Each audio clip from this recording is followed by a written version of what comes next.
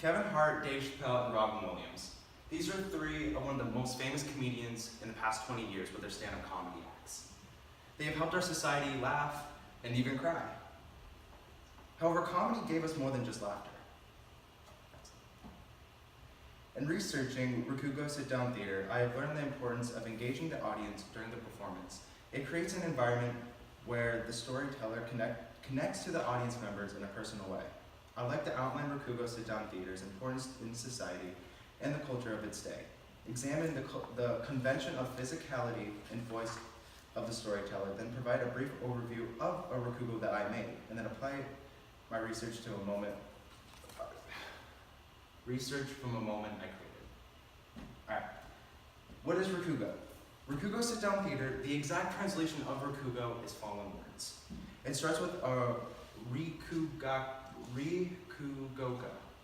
the storyteller, coming in, greeting the audience, wearing a traditional kimono, then proceeds to tell a story for 30 minutes usually, and during that time, the storyteller is on their knees, and the only props they're able to use is a hand towel and a fan. To differ the characters, the storyteller changes their voice, mannerisms, facial expressions, and accent to differ the characters. The monologue ends with usually a surprise punchline. The actual word for punchline is ochi, which means the drop. There are a lot of emphasis on wordplay in Rakugo, and also there's an avoidance of vulgar language and explicit content. The humor is more sophisticated, and they do those type of Rakugos where there is vulgar language, but it's usually at a private show. So the origins of Rakugo, it started around the 9th and 10th century with Buddhist monks, and it started with their sermons. They wanted to make it more interesting, and it kind of later developed into a monologue. One of the first forms of Rakugo is a sisusho, which translates to laughter to banish sleep, and the most basic form of Rakugo is called a kabanashi, which means small story. One of the most famous storytellers is named Enroku Saku-san, who was most famous during the Edo period. For us to understand the importance of the Edo period, I dove into the research about that. So, from a website I looked, I believe it was history.org, in their words, they said that the Edo period was 250 years of peace and prosperity in Japan. This was also this was the last period with the traditional Japanese government. They usually tried to keep outside influences out of Japan, especially Christianity. So going back to the point of why Rakugo is important to this day is because usually the people that go see a Rakugo nowadays is trying to find that nostalgia of the Edo period.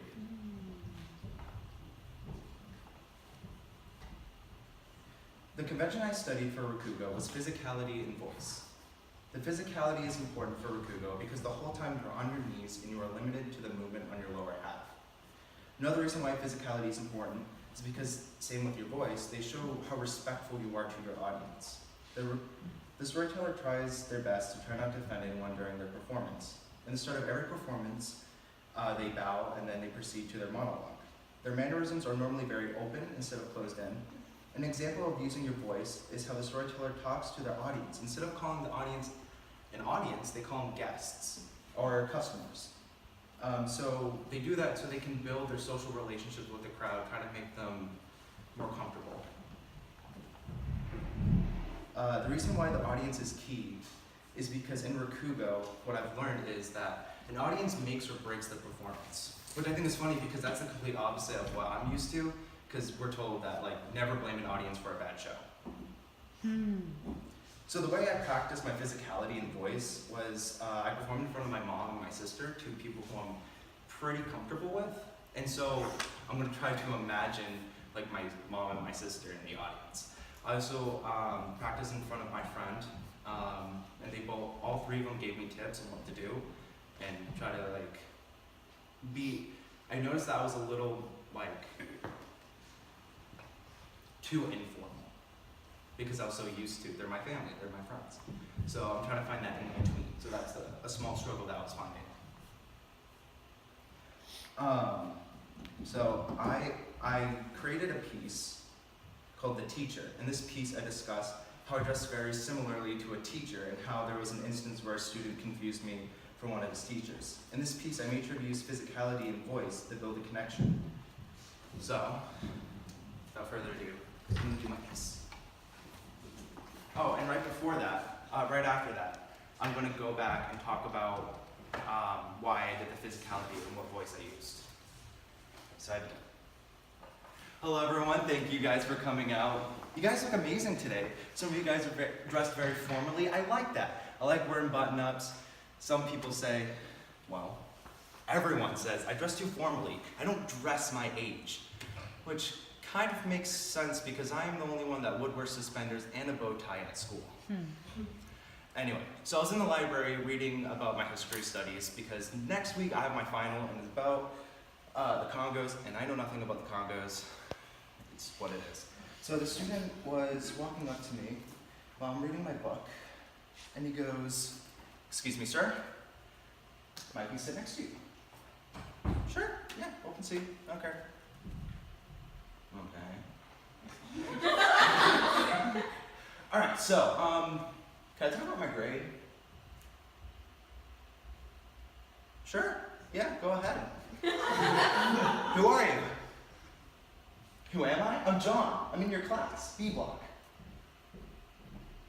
I'm sorry, John, you're not in my B block class. What? I get straight A's in your class. Okay, just take it back a little bit. I only know my grade, and second, you're not in my class. I'm sorry. You know what, Mr. Doe? I'm telling Miss Kirk. I'm telling Miss Kirk, I'm gonna write an email, and I'm gonna report you. Mr. Doe? Oh, I get it. I'm not your teacher. Then why are you wearing suspenders? Thank you. So, what I did there is I immediately greeted the audience. I made sure that what I said made sense, because some of you guys, so for the person watching, some of the audience members are actually dressed very formally for our presentations today. So I kind of wanted it to make sense. Second, I make sure I called them guests, not an audience. And third, I wanted to make sure my tone and my voice came off like authentic and kind of more relaxed.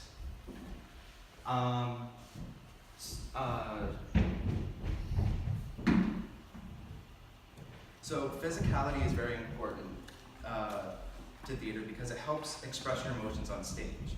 The experience has helped me with my top half of my body and not having to rely on my lower half. I noticed that my physicality and voice can go much deeper. Like, it can help it can enhance the performance because it can make the audience believe that I'm actually in this scenario. Because if I was just a talking head, you wouldn't be able to imagine the scenery. This reminds me of a study that I did, Stanislavski. Konstantin Stanislavski developed a method of acting where it was more realistic by having the actor put their place into the character, and by the actor trying to make a similar connection to the audience and making the emotion feel and look authentic. I wanted to make this look authentic because with Rakugo, it's very similar to stand-up comedy. When you're trying to make that similarity, with that similarity, you want to make sure you look the part. And because of that, the audience is able to be like, oh, he gets it, I get it. And then,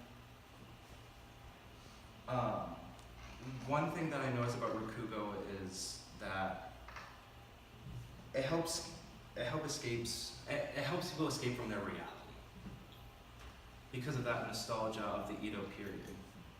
That Edo period must have been very important to the Japanese culture, because why would they go see a performance trying to get back to that era? So in conclusion, whatever it may be, stand-up comedy, Rakugo, any performance arts, it's more than just laughter. It creates so much more emotion. It can create sadness, happiness, anger, frustration, even nostalgia. Thank you.